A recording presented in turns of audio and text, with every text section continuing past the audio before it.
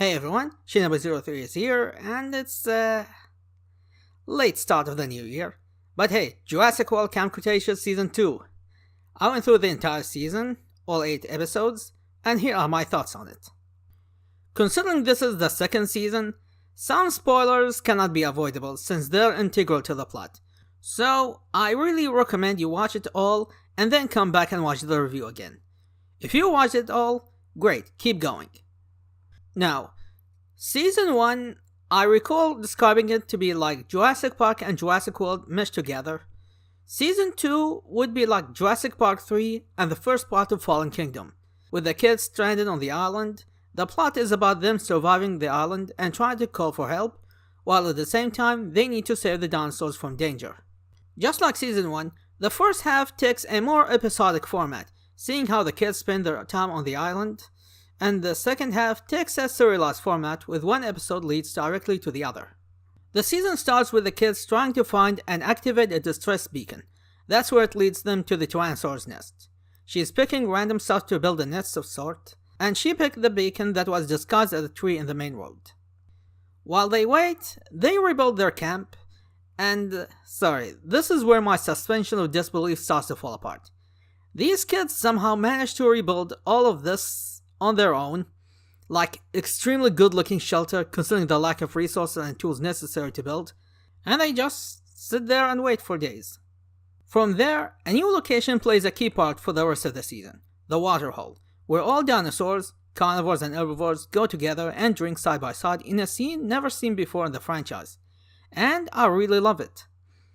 Meanwhile, there's a subplot of Brooklyn finding frozen flowers that she tries to find out, also going back to the genetics lab to see what else they could find that was left behind, and new plot points added. And then, we meet new characters. They're Mitch, Tiff, and Hap. Yeah, sadly not Dave and Roxy. They don't appear again this season. Now there's no way to hide it. These guys are the villains of this season. They're not Manticore though. They are game hunters, and they came to the island to kill some dinosaurs for their amusement. And that's the conflict of this season. Human antagonists. Also, this answers the question if other people capable of reaching this island. They can. Also, apparently, in the span of 12 days, Masrani and Engine Stick were already on the black market, and Mitch and Tiff were going to look at the dinosaurs using the chip implants as was used in Fallen Kingdom. But since the network is down, they couldn't use it, and that's where they used Darius' knowledge of the island and dinosaurs to get them to the waterhole. Hap, on the other hand, was the lesser evil, and he wanted to keep the kids alive. Alas, he went like a champ. In the mid of all this, Ben was alive all along. Big shock, I know. And yeah, this is one of the weakest parts of the season in my opinion. His episodes grinds the plot to a halt, and it takes too long to show how he survived with Bumpy.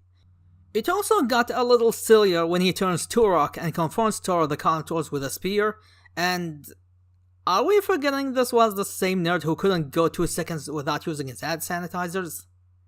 Character development, fine, but this is a little ridiculous for my taste. Especially when the series tried to be less fantastical and more grounded, and this elevates it to a cartoon level. Of course, Mitch and Tiff failed their little vacation, but the kids lost the one chance to get them out of the island. So the campers decide they had enough of waiting and they won't use the beacon again if it'll lead more poachers coming. So the new plan is to get out of the island by themselves. We got some new dinosaurs here. The Tyrannosaurus is playing a bigger role here this time after she was absent from the last season, but I wouldn't call her the main antagonist like Indominus or Toro were. We got 3 Baryonyxes here, and this time it was Sammy who gave them names, Chaos, Grim and Limbo, after characters from a TV show they all happen to be fans of. They are closer to the main antagonists as they're the ones featured the most here. Also, Tiff shot Grim. Chaos and Limbo got my permission to kill her. Sadly, the 2 Tyrannosaurs were minor cameos. The grey one didn't bother to attack Darius and Kinjin since they're in the waterhole, and the red-headed one was repelled off with the help of the poachers. Blue also had few cameo appearances here and there, but she didn't interact with the characters. Bambi, on the other hand, yeah, she reached adulthood in 12 days. There goes all the cute toys they made of. There was a lot of focus on dinosaur behavior in this season. Territorial displays, random trivia by the characters, combis being combis, and dinosaurs just sleeping. I mean, look at this. Ain't that adorable or what? Makes you forget these are killer dinosaurs. Unfortunately, there are still a lot of dinosaurs absent from the series. The Apatosaurus, Triceratops, Pachycephalosaurus, Dilophosaurus, Dimorphodon, Stygimoloch, Allosaurus are still no-see. The art and animation looks pretty much the same as Season 1. The dinosaur still looks great, except for the Tyrannosaurus missing scars. Where are they? Because her model looks super great, but the missing scars throws the whole design off. On the lore itself, I previously mentioned Engine and Mazrani's tech getting sold off in the black market. Mitch says Isla Nubla is under UN quarantine, and they're banned from access by the general public. Darius confirmed the Compsognathus are venomous in this canon, something that hasn't been confirmed before. In the genetics lab, Brooklyn finds an envelope labeled E750. This could play a key part in the third season. Kenji, being Kenji, did something to screw with something in room E750, and inside it is something. We have no idea what's in this freezing tank, but I will throw you all a bone and let you guess it's the Spinosaurus. It got a long snout and sharp pointy teeth. Could be a Spinosaurus in the work.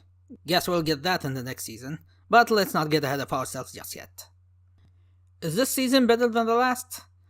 I guess they're both equal. The characters are more developed here. There were bigger stakes and cool action sequences. The kills are still sanitized for both dinosaurs and humans, but there was a lot of tension and suspense in going around the predators. The poachers are okay characters.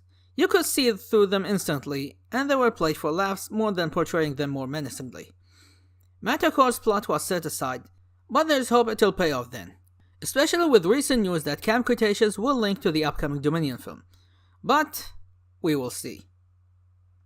Now, what did you all think of this season? Did you like it? Do you think it's better than the first season?